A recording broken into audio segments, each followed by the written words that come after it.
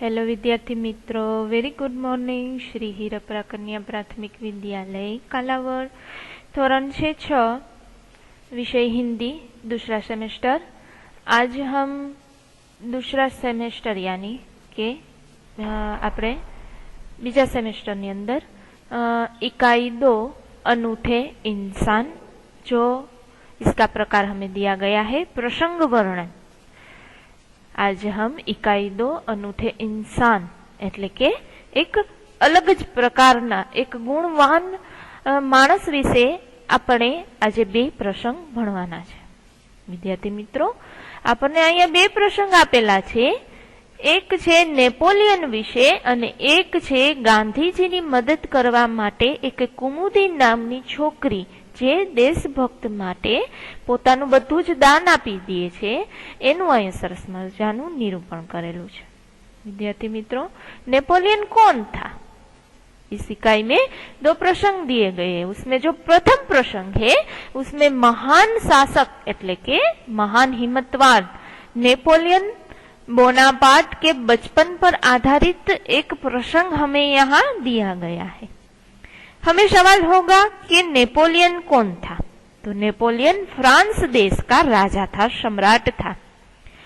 यहाँ उसके बचपन का एक घटना दी गई है। हमें इस घटना से पता चलता है, हमें क्या पता चलता है? इस घटना तो दे दी गई है, हम अभी पढ़ भी लेंगे, लेकिन इस घटना से हमें क्या सीख मिलती है? विद्यार्थी मित्रों, हमें ये सीखना है।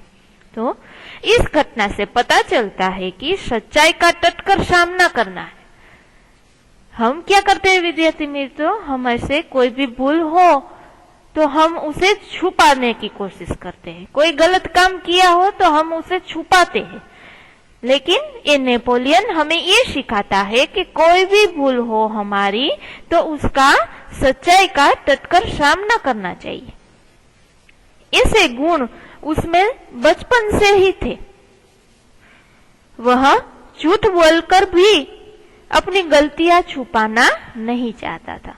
हमने गलती की है तो हम झूठ बोलते हैं और अपनी झूठ की गलती को हम छुपाने की कोशिश करते हैं, लेकिन नेपोलियन ऐसा नहीं था। नेपोलियन वो अपना झूठ बोलकर अपनी गलती छुपाना नहीं चाहता था। तो इसलिए ऐसा था नेपोलियन से हमें इकाई की शुरुआत की है। ऐसा था नेपोलियन, एक अनोखो मानवी, जेने कहेवाय ने अनूठे एटले के अलग ज प्रकारना एक अनोखो माणस, जेना विषे आपणे जाणवानुं छे। तो आपणे इकाईनी शुरुआत करी दઈએ के ऐसा था नेपोलियन एटले के आवो हतो नेपोलियन। केवो हतो जोईए। नेपोलियन जब छोटा लड़का था तभी से वह सत्यवादी था। तभी से वो क्या था? सत्यवादी। एक दिन वह अपनी बहन, नेपोलियन ज्यारे नानो हतो त्यारेथी ज सत्य, नानो हतो त्यारथी ज सत्यवादी हतो। एक दिन एटले के एक दिवस वह अपनी बहन इलाइजा के साथ आंख मीचोनी खेल रहा था।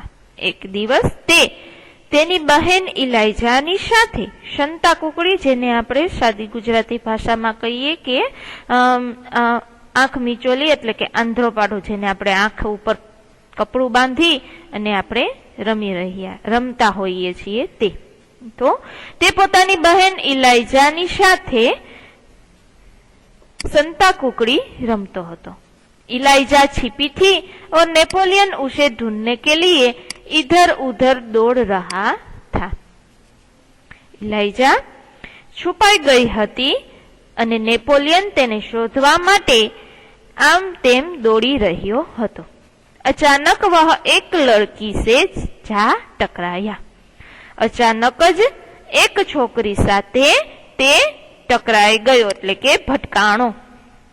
लड़की अमरूद बेचने के लिए जा रही थी। छोकरी अमरूदियानी जामफळ, छोकरी जामफळ वेचवा माटे जई रही हती। नेपोलियन के टकराने से उसकी टोकरी नीचे गिर पड़ी। નેપોલિયનના ધક્કાથી तेनी टोपली छे ई नीचे पड़ी गई। कीचड़ होने के कारण उसके सारे अमरूद खराब हो गए। त्या कीचड़ होवाने लीधे तेना बधा ज जामफळ अमरूद यानी जामफळ खराब थई गया। वह रोती हुई कहने लगी, अब माँ को मैं क्या जवाब दूंगी? ते रोती हुई कहवा लागी के माने हूँ शू जवाब आपीश? ते रोता रोता शू कहवा लागी के माने हूँ शू जवाब आपीश? तेम कहवा लागी। केने कहवा लागी? तो के नेपोलियन ने के हवे हूँ माने शू जवाब आपीश। इलाइजा कहने लगी, चलो भैया हम यहाँ से भाग चले। इलाइजा शू कहवा लागी के चालो भाई આપણે અહીંથી ભાગી જઈએ। પેલી છોકરીના નેપોલિયનનો ધક્કો લાગવાથી ટોપલી નીચે પડી ગઈ અને ટોપલીની અંદર જેટલા જામફળ હતા તે નીચે કાદવમાં પડી ગયા અને તે પાછી રોવા લાગી અને રોતા રોતા કહેવા લાગી કે હું મારી માને શું જવાબ આપીશ? ત્યારે નેપોલિયનની બેન જે ઇલાઇજા છે એ આવે છે અને કહેવા લાગે છે કે ચાલ ભાઈ આપણે અહીંથી ભાગી જાય। नहीं बहन, हमारे कारण ही तो उसकी हानि हुई है। ना बहन, आपड़ा लीधे तो एनु नुकसान थयुं छे। हानि एटले के नुकसान थयुं छे। यह कहकर नेपोलियन ने जेब में रखे 3 छोटे सिक्के उस लड़की को देकर कहा, बहन मेरे पास ये 3 ही सिक्के हैं, तुम ले लो। हवे आम कहीने नेपोलियने पोताना खिस्सामांथी 3 नाना नाना सिक्का काढ्या अने ओली छोकरीने आपता कह्युं, बहन मारी पासे आटला ज 3 सिक्का छे, तू आ लई ले। जवाब आपे छे पेली छोकरी, इन 3 सिक्कों से क्या होगा? आ 3 सिक्का थी शू थशे? मेरी माँ मुझे बहुत मारेंगी। मारी माँ मने खूब ज मारशे, लड़कीए कहा। लड़कीए कीधुं, छोकरीए कह्युं, अच्छा तो तुम हमारे साथ घर चलो, हम तुम्हें अपनी माँ से और पैसे दिलवा देंगे। सारू तो तू अमारी साथे अमारा घरे चाल, मारी माँ पासेथी हूँ तने हजी बीजा पैसा अपावीश। આવી રીતે નેપોલિયન કહે છે કેને? પેલી જામફળ વેચવા વાળી છોકરીને। હવે જોઈએ, આપણે ચિત્રમાં જોઈ શકીએ છીએ કે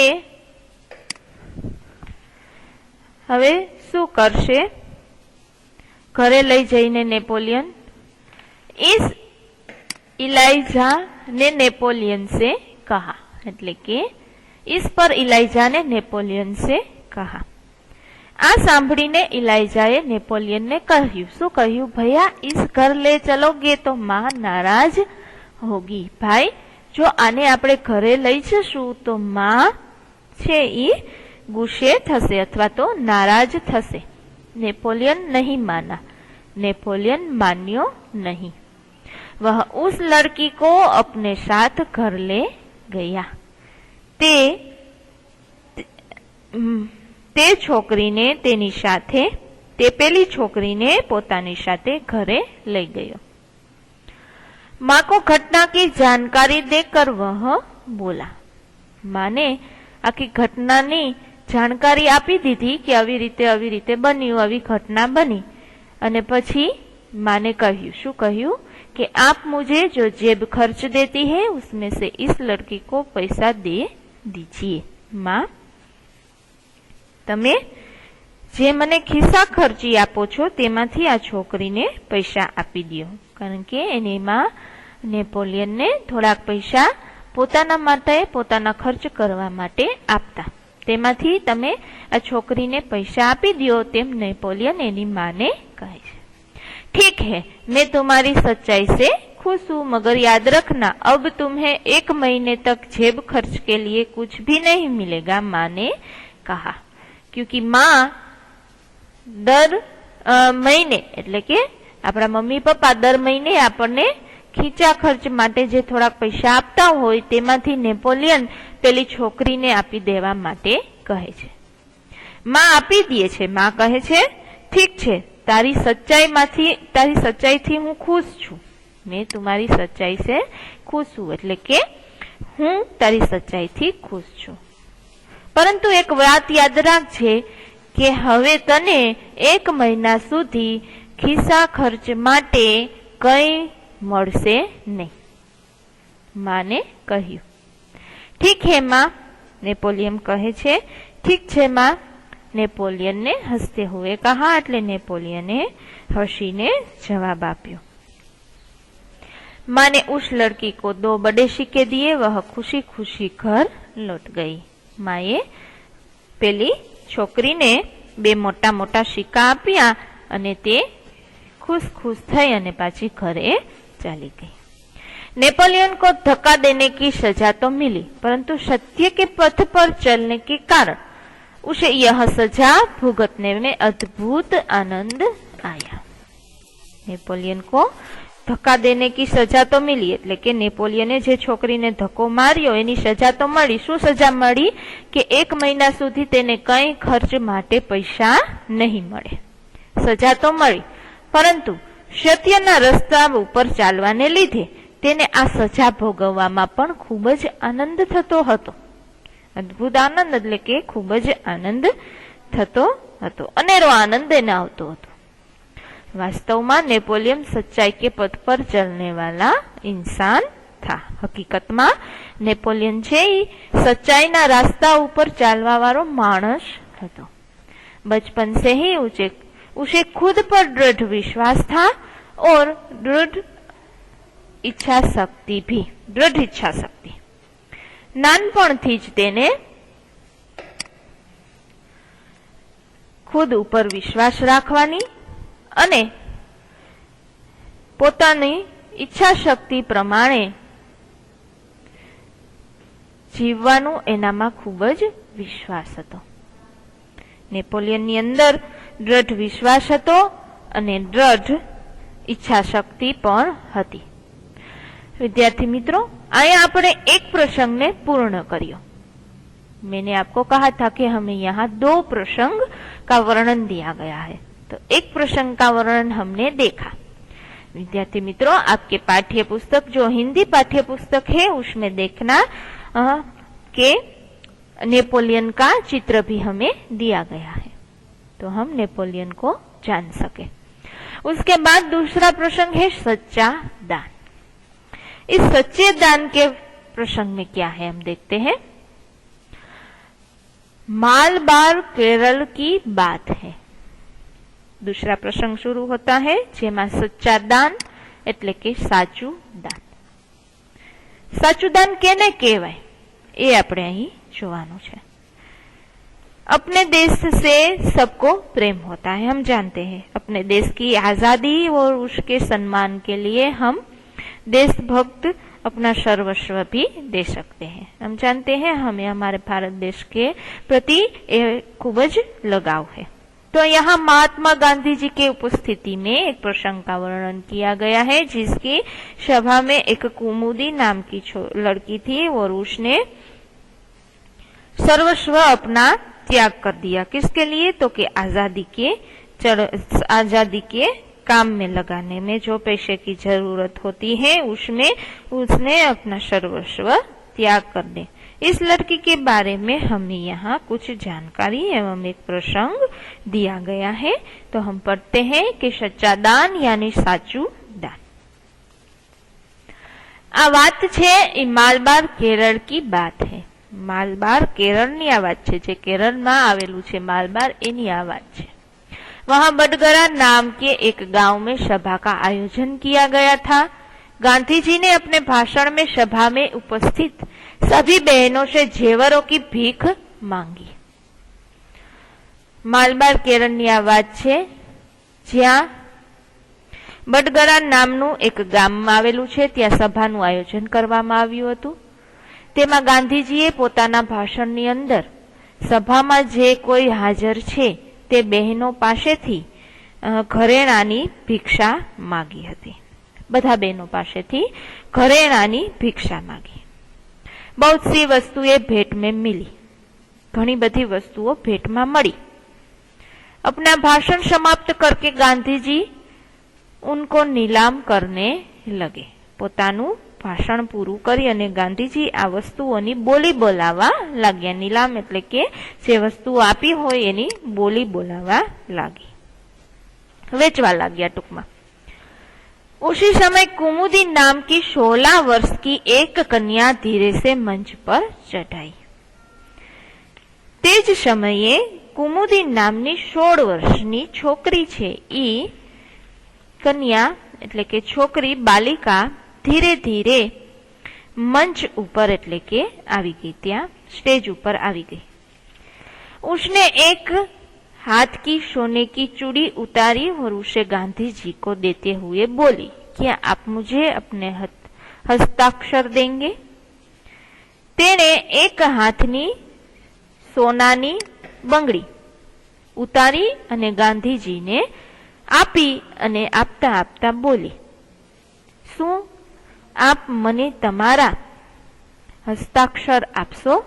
એટલે કે ગાંધીજીને કહે છે કે શું તમે મને તમારા હસ્તાક્ષર આપશો, એટલે કે તમારી સાઇન કરી આપશો મને. ત્યાર પછી જોઈએ,